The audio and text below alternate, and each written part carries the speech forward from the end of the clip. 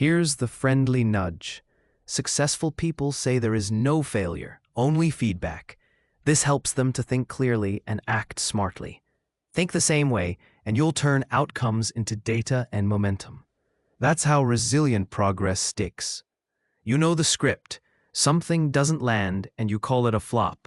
But the smarter move is to see that there is no failure, only feedback, and treat the result as information you can use. You get better when you see outcomes as data points, not verdicts, and that simple reframing of setbacks lets you ask what worked, what didn't, and what to test next.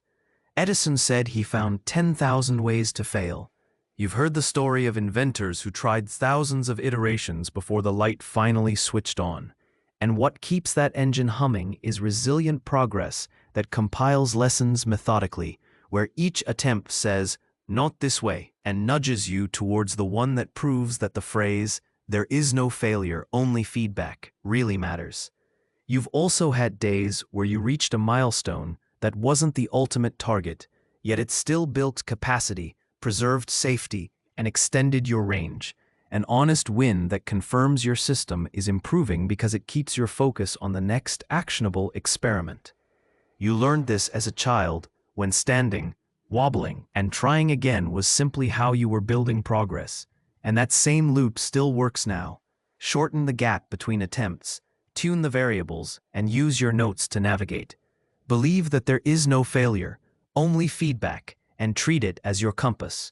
You don't need pep talks. You need a friendly nudge to review the evidence, choose the next smallest bet, and step forward knowing that momentum compounds when you treat every result as a teacher and keep making resilient progress under the same clear principle. Remember, there is no failure, only feedback. If anything in my blog post resonates with you and you'd like some further help and advice with your career, then why not get in touch today?